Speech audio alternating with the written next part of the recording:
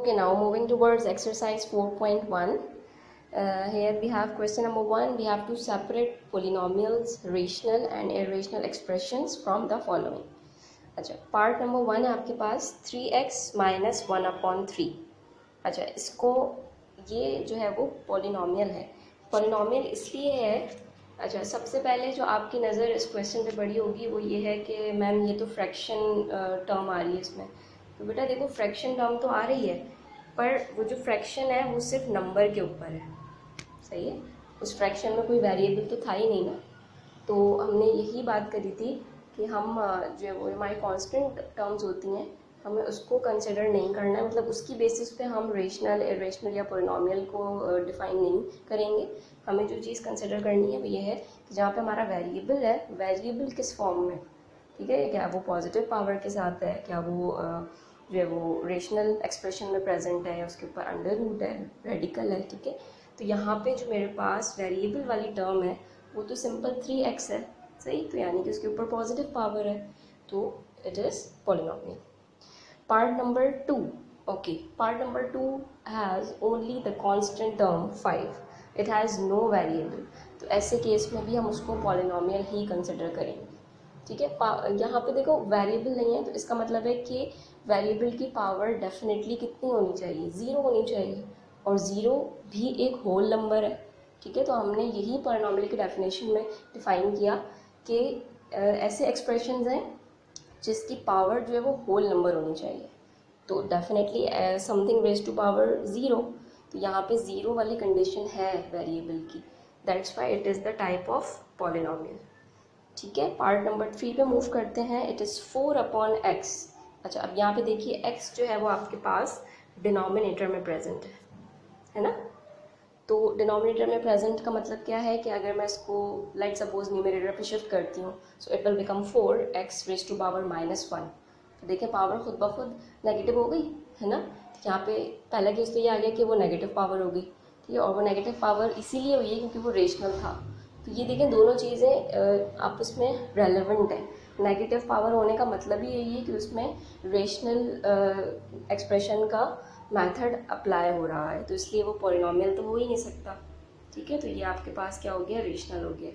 Part number 4 देखिएगा. Part number 4 में है 0. ठीक है, अब यहाँ पे भी मतलब इसको हम एज ए नंबर ही ट्रीट कर रहे हैं, और यहाँ पे कोई वेरिएबल नहीं है, तो हमें अज्यूम करना है कि यहाँ पे वेरिएबल की पावर कितनी होगी, 0 होगी.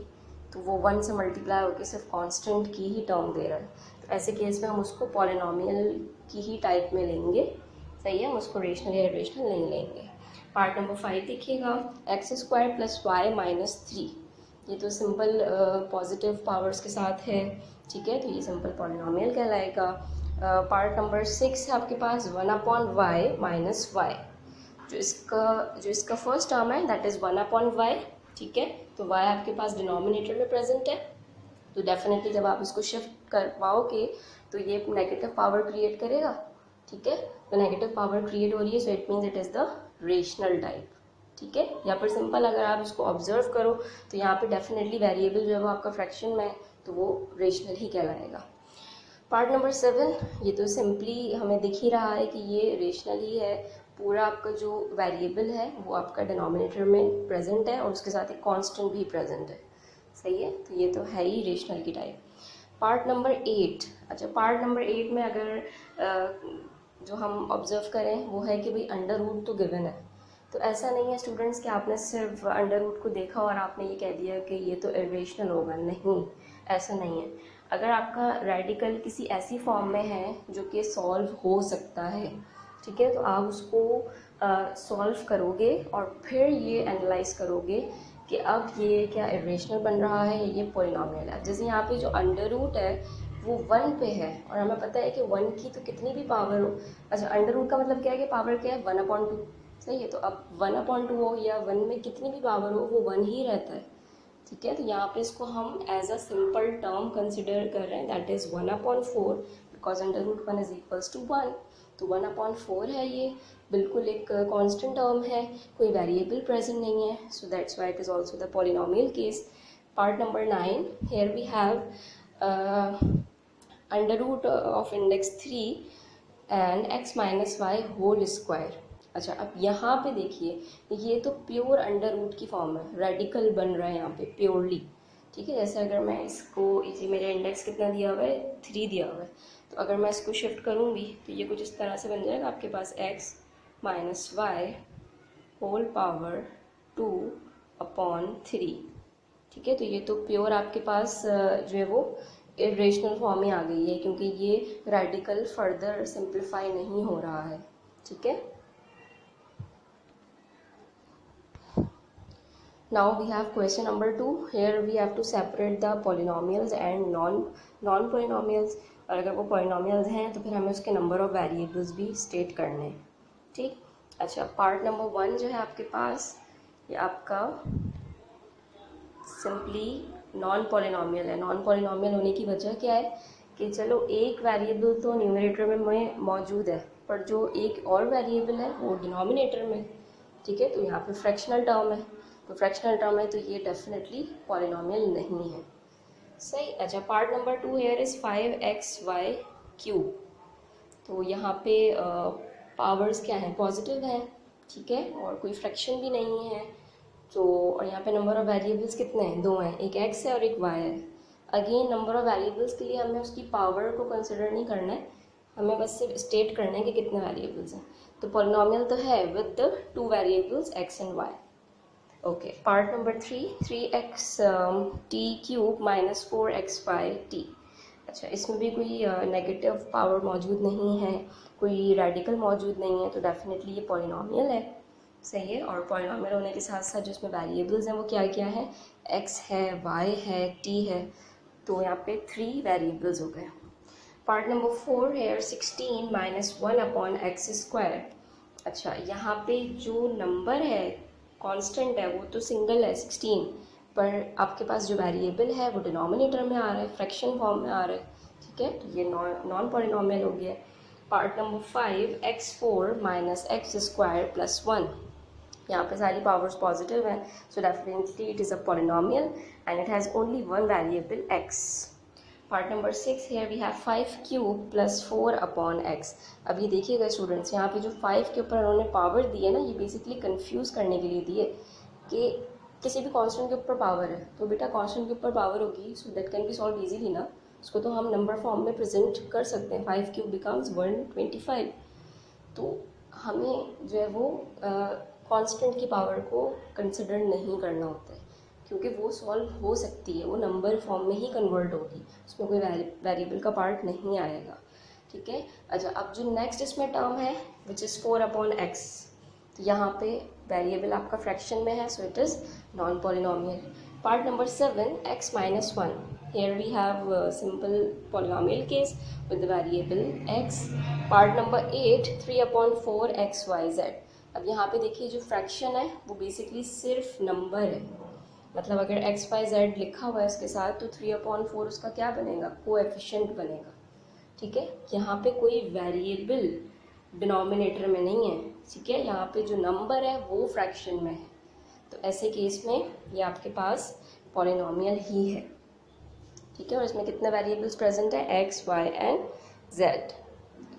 Okay, part number 9 x² plus 2x plus 1। It is a simple polynomial with one variable x. Okay, now we have question number 3. अच्छा, find the types of the polynomials with respect to their terms. बहुत easy है, इसमें हमें monomial, binomial और trinomial separate out करने हैं। Part number 1 में 2 terms हैं, बाइनोमियल जाएगा। पार्ट नंबर 3 में भी 2 टर्म्स हैं। अब आप ये कहेंगे कि मैम इसमें तो 3 टर्म्स प्रेजेंट हैं, पर नहीं, क्यों, क्योंकि 2 टर्म्स आपके पास ऐसी हैं जो कि कॉन्स्टेंट है। -1/4 को देखें और 5 को देखें, दोनों आपके पास क्या है, कॉन्स्टेंट्स हैं, सो दे कैन बी सॉल्व। तो -1/4 और +5 तो सॉल्व हो जाएंगे, और 2x है कि उसके साथ नहीं होगा प्लस, तो 2x हो जाएगा, और दूसरी टर्म जो आपकी कांस्टेंट पे सॉल्व होकर आएगी। So basically it is a binomial case. Part number 3 we have 3 different terms, एक x के लिहाज से, एक y के लिहाज से और एक कांस्टेंट है, तो ये ट्राइनोमियल का केस है। Part number 4 we have 3 different terms, एक x² है, एक 7x है और एक +3 है, ये भी ट्राइनोमियल है। Part number 5 4x² minus 5. Here we have 2 different terms, binomial. Part number 6 we have only single term, monomial. Part number 8, we have 4 upon 13 and no other term, so it is definitely the monomial case. Part number 8, here we have a minus b whole square minus b square and your answer is binomial. Binomial क्यों हुआ? क्योंकि a minus b whole square को हम simplify कर सकते हैं. We know the basic algebraic identity a minus b whole square becomes a square minus 2ab plus b square. ठीक है, तो यहाँ पे या तो हम ये ऐसे कर लें कि a minus b whole square का मीन क्या है कि a माइनस बी 2 दफ़ा आपस में मल्टीप्लाई हो रहा है. ठीक है, तो आप इसको मल्टीप्लाई करके चेक करोगे तो आपको जो फाइनल आंसर आएगा वो आपके पास 2 टर्म्स ही आएंगी. क्यों? क्योंकि जो b स्क्वायर है ना, जो फॉर्मूले का प्लस b स्क्वायर होगा और जो यहाँ पे b स्क्वायर मौजूद है वो दोनों आपस में कैंसिल आउट हो जाएंगे. जब वो कैंसिल आउट हो जाएंगे, ये देखिए यहाँ पे मैंने किया हुआ है कैंसिल. ठीक है, तो यहाँ पे आपके पास जो 2 टर्म्स बच गई that is a square minus 2ab. There, so it is the binomial case. Alright students, it is we have question number 4 as well. Right, find the degree of the following polynomials. Degree find out करनी है इसमें आपने. First case में आपके पास degree क्या बनेगी? 2 बनेगी, क्योंकि जो फर्स्ट टर्म है आपके पास उसमें तो x है, सेकेंड टर्म में y की पावर 2 है, तो 2 इज़ द हाइएस्ट, तो 2 is the degree. Second case में आपके पास 4 + 1 5 बन रही है डिग्री. कैसे बन रही है इसका देखिएगा. टर्म नंबर 1 देखिए x4 है और यहाँ पे y है.